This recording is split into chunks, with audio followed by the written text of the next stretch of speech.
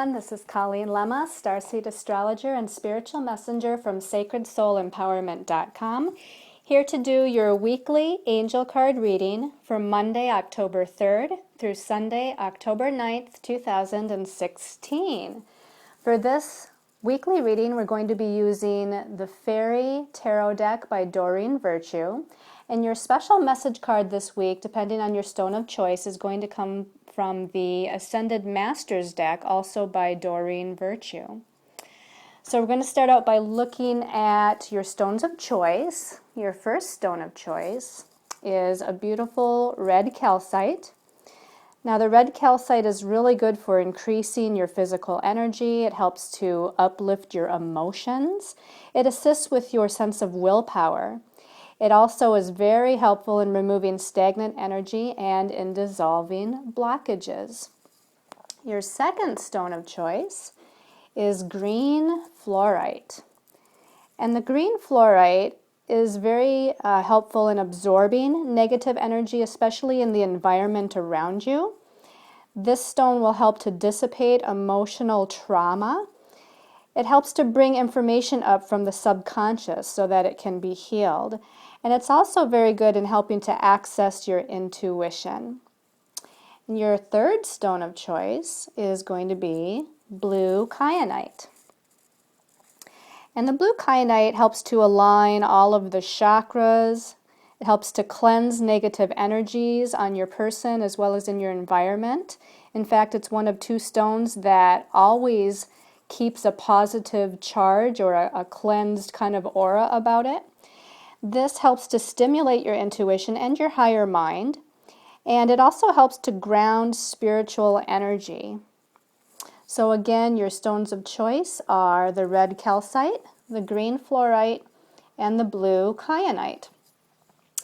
So we've gotten through the month of September. Yay, everybody. I bet everybody's very thankful that we're now into October. This is the first full week in October that we're looking at. Now, since September was a 9 universal month and a 9 universal year, that stands to reason that now we're moving into a 1 universal month and a 9 universal year. So there's a little bit of energy here in this month of October of new beginnings and new starts. Of course, we're still in that 9 universal year energy until the end of 2016. Now, I just got done doing the monthly angel card reading for the month of October, so you'll definitely want to go to my YouTube channel and check that monthly reading out. This is going to go much more into depth as far as the universal energy of that 1 month vibration, as well as talk about some of the highlights astrologically that we need to pay attention to for the month. But for this week, we're going to look at a few things that's going on. There's not a lot going on, and actually a lot of you may breathe a sigh of relief because of that, because this is a lighter kind of week astrologically. I think we're through that intense time with all those intense energies being mostly in September that we went through. Now I feel like things are going to feel a little bit lighter. There's still some things that we're moving through as a result of the changing and transitional energies of last month, but I feel like we're all seeing or feeling now that it's feeling just a bit lighter. So we're going to start out on Wednesday, the 5th of October.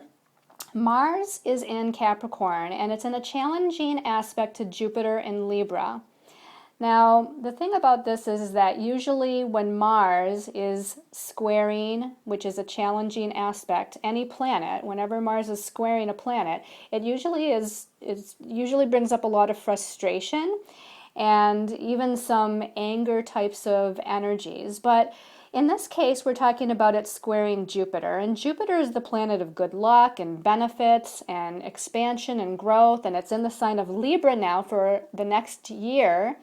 It's going to be in Libra until next fall of 2017, and Libra is all about balance and harmony and equality. So even though Mars is squaring Jupiter on Wednesday, I feel like we can really utilize this in a positive way. I feel like this is going to push us, and it may be a little bit of challenge as it pushes us to expand into more of that sense of harmony and balance.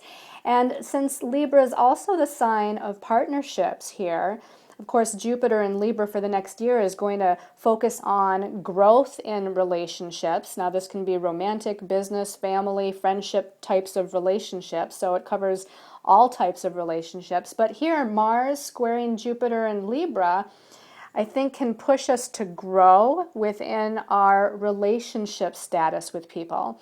It can help to expand our circle of friends or expand the relationship if it's a business partnership or even if it's a romantic partnership, that there can be some sort of push here with that square to allow us to grow and expand in a beneficial way. And again, there might be a little challenge behind it, but for the most part, because we're squaring Jupiter, I feel like it's going to be a blessing in disguise or a benefit. Then we're going to skip all the way to Friday, the 7th of October. And this is probably the most significant thing of the week, and it's Mercury is moving into Libra. Now remember, way back in August when Mercury first went retrograde at the 29th degree of Virgo, and then it retrograded all the way back through the first 3 weeks of September until it got to 14 or 15 degrees of Virgo, and then it turned direct. Well, now Mercury is finally moving past that 29th degree of Virgo, which would be on Thursday, where it first went retrograde. And on Friday, again, it moves into the very first degree, the 0 degree mark of Libra. So we're past the Mercury retrograde shadow as of Friday, the 7th of October. And this is reason to celebrate because all of the energies that kind of were chaotic or disruptive on a mental level with that Mercury retrograde in Virgo is now come to kind of a closure and a conclusion. We've taken all that time from the end of August through now to get through all of the reorganization of thoughts and ideas and communications with other people and, planning things out and kind of, planning out what the next step on our path was going to be. And I feel like now we can again move into this time of balance and harmony with our thoughts and with our communications and with networking with other people and with implementing our ideas with projects or in our career or on our path in some way. And it also is very good for communication and relationship matters. Now, again, this is all relationships, but even the ones of a romantic nature, it kind of helps things to be a little bit more balanced, a little bit more equal. There's a sense more of equality and justice going on here with Mercury and Libra when it comes to our relationships. Also on Friday the 7th, the Sun in Libra is in a challenging aspect to Pluto. Now, this is going to, in some ways, empower us within our relationships because, again, the Sun is in Libra. We have 3 planets in Libra now. We have the Sun in Libra, Mercury just goes into Libra on the 7th, and Jupiter is also in Libra. So there's a big kind of focus here on all different types of relationships, working with other people, partnerships with other people, having again that sense of give and take and compromise, diplomacy and equality with the other people in our lives. But the Sun squaring Pluto gives us again some sort of a push to empower ourselves. We're taking back our power. I feel like because the Sun is in Libra, there might be some sort of disempowering relationships or situations out there where things just quite are a little bit out of balance or not quite totally in balance. So on or around this day, as Mercury moves into Libra and as the Sun squares Pluto, we can kind of equalize things out. We can equalize those energies out and we can take back our power or empower ourselves in relationship matters. Now, the only other thing that's going on is Friday through Sunday, the moon is in Capricorn and it's connecting with a lot of different planets. And I don't always talk about the moon because it moves so fast through the signs and it connects with so many planets throughout any particular week. But because this is a light week astrologically and because the moon in Capricorn over the weekend is making so many connections, I thought I would mention it. So Friday through Sunday, the moon in Capricorn is going to be in a challenging aspect to Mercury in Libra, and then a challenging aspect to Jupiter in Libra, and then it's going to come together with Mars in Capricorn, and then it's going to make a connection to Neptune in Pisces, and then come together with Pluto in Capricorn, and then finally, well, not finally, it's going to actually challenge the Sun in Libra, and then make a connection to Venus in Scorpio, and then finally make a challenging aspect to Uranus and Aries. So you can see that the moon is really playing out a lot of energies Friday, Saturday, and Sunday by connecting with all of these planets. And just in general, in a nutshell, when the moon makes a lot of aspects like that, there's a lot of things that are going on. There's a lot of growth. There's a lot of evolution. There's a lot of activity. There's a lot of things, depending on these planets here, that are happening. And to get a little bit better idea about the specifics of that, you might want to like my Facebook page or send me a friend request on my Facebook page under Colleen Lemma. And that's where I post the daily astrological posts of what's going on for the day. So if you haven't already done that, you might want to do that, as well as check out my other Facebook page under Sacred Soul Empowerment. And on that page, I have a lot of empowering posts for you as you continue the evolution and growth of your soul's journey. So that's a little bit about what's happening on an astrological level. Let's go ahead and take a look at the cards for the week and see what our message is. So turning over the first card for the week, okay, we have the Three of Winter. Give you a show of that, and let me read what's on the bottom here. It says, reach out to others for comfort and love. You will grow stronger from this situation, sadness that will heal with time. Now, the first thing that jumps to my mind when I see this, first of all, this is the Three of Swords in the regular tarot deck.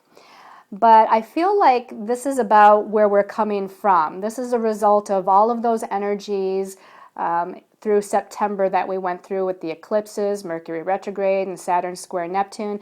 And I feel like this is telling us that we're now in the healing process. We're in a time of growth and evolution of our soul and healing from all of those redirecting intense energies that we went through. So I don't necessarily feel like this is going to be the energy of our whole entire week, but just that we're still kind of coming off of that difficult energy. And even this might be an indication that for a while here, we're in a healing process. Usually with the Three of Swords, we're talking about healing old family dynamics, and that can be emotional types of energies or belief systems that we've held from the family that we grew up in. And this is all about healing some of those old and past dynamics that we've carried with us. And, because September shook up a lot of energies last month within situations and circumstances in our lives and with relationships, it probably brought up a lot of old patterns, old thoughts that we kind of have about ourselves that are maybe less than positive. Some emotions that are more heavy that we're now moving through and trying to heal. And I feel like this is telling us, especially with the number 3 here, the 3 is a very positive, expansive energy. So I feel like we're growing and expanding beyond that. We're moving through that and we're healing. Let's go ahead and take a look at the second card for the week. All right, the second card. Okay, so now we have the Seven of Spring. And the Seven of Spring in the traditional tarot is actually the Seven of Wands or the Seven of Fire. And it says at the bottom, be assertive. Don't back down from what you believe. It says courageously, I almost couldn't read that, courageously stand up for yourself. So what I feel from this is that we're going to be getting stronger. This is about going within, finding our inner kind of power, because the spring, again, is the fire suit, the wands, and this is about energy, and this is about spiritual power. So we're going within with that number 7, and we're finding our sense of security and inner stability and inner sense of power here, to be more courageous, to stand up for ourselves, to stand in our truth, to do what we know is right for ourselves. And I feel here with the imagery, we have a wonderful fairy with a bow and arrow. So we have to keep our eyes on our goals. We have to keep on moving forward towards what we're aiming for. We have to keep moving forward on the next step on our path, according to our truth, according to what we desire. And again, be assertive. Be assertive in moving forward towards what it is that you want. But first, I feel like there's this period, especially because we have the Three of Winter first, and because this is the number 7, there's this period of time first to where we're kind of going within or withdrawing a little bit get our sense of, inner security again, to find our sense of grounding, to find our inner confidence in order to move forward.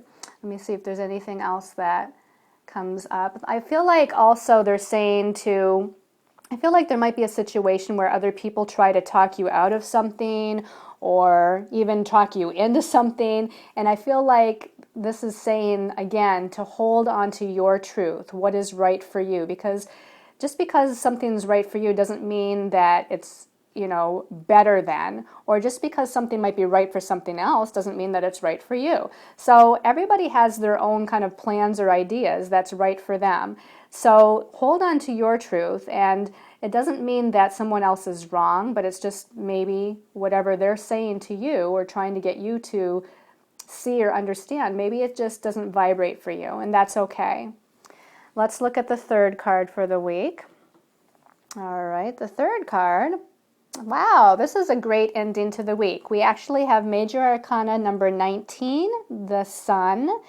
And at the bottom it says, plans that work out perfectly, amazing ideas that lead to rewards and commendations, gratitude for the blessings of life. And the first thing that popped into my mind as I was reading that is our angels and guides were saying, as long as you stand in your truth, and you're confident in who you are and what you want, again, not backing down from your own inner truth, then this is what you're going to get. You're going to get success in your endeavors. You're going to get recognition for who you are.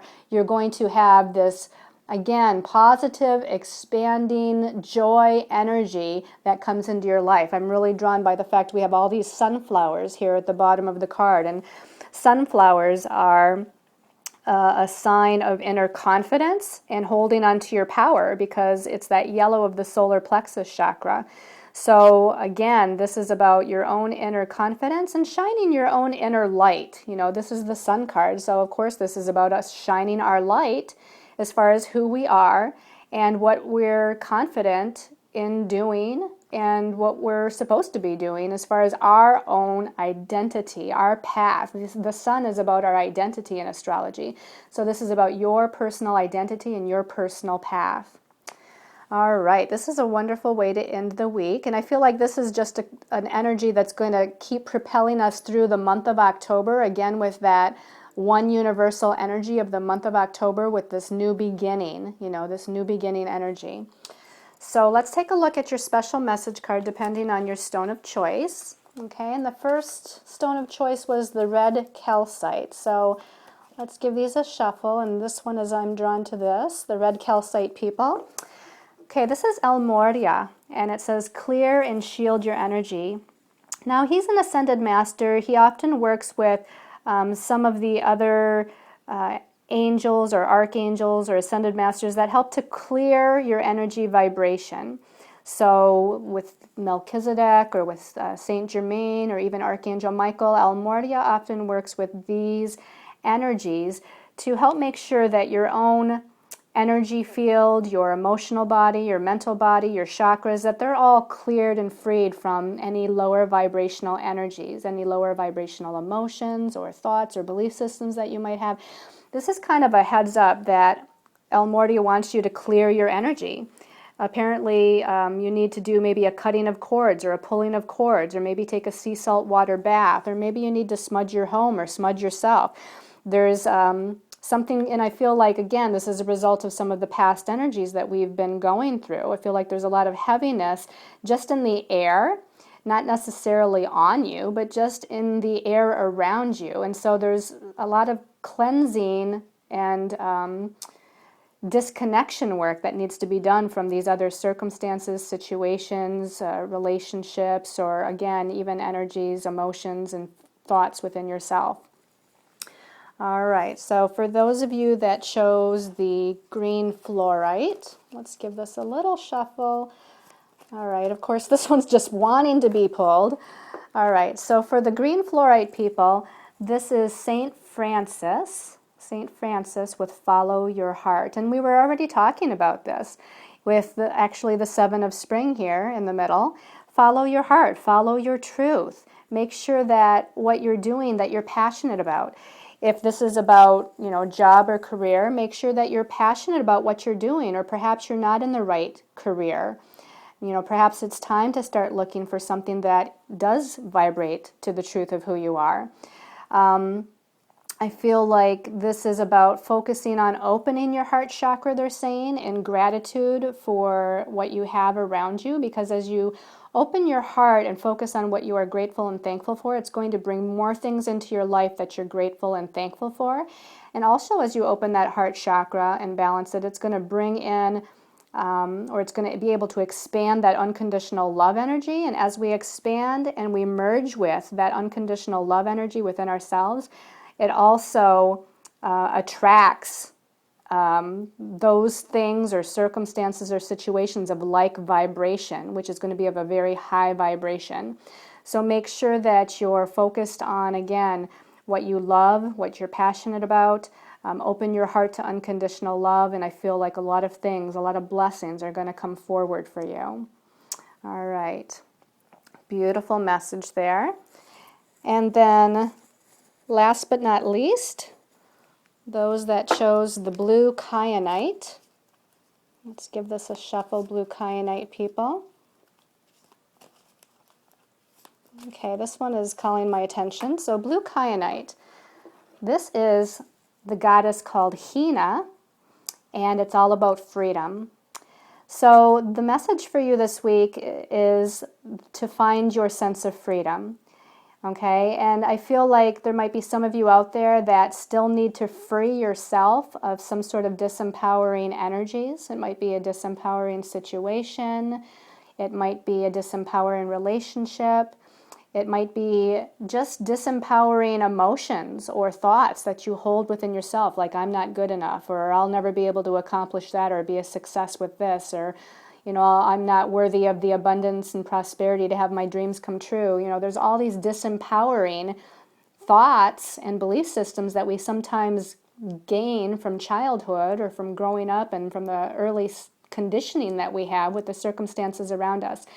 And this goddess Hina is saying it's time to free yourself from those thoughts. It's time to free yourself from those situations that might be holding you back or suppressing your energy, suppressing your light.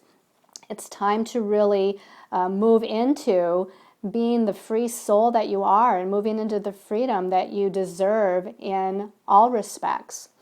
Let me see if there's anything else. I feel like there's also something with passion here, with kind of connecting with your passion, connecting with your they're talking a lot about the sacral chakra here. So I'm just going to go with that sacral chakra energy, which is orange in color, and it deals with your passion and your creative self-expression and even your sensual and sexual nature, which is a very magnetic energy that can, again, it goes back to that sense of passion. When we tune into that sacral chakra, it kind of magnetizes certain energies to us. We become attractive to or magnetic to bringing to ourselves what it is that we're creating through our visualizations within our meditation. So I feel like that might be something you want to do too, is in your meditation time, focus on visualizing what it is that you're passionate about and what you want to create in your life. So I hope you've liked this weekly angel card reading. If you like this video, again, check out the other videos on my YouTube channel and like or comment or share or subscribe to the channel. And until next week, I send you all many blessings of love and light.